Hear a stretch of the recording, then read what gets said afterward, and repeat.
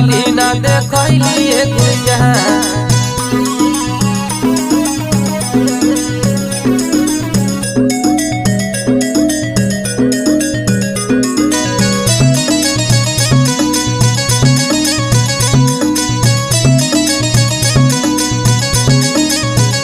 तोहर जीवर ही ऐसन गोर ताके लू तू चारी ओर।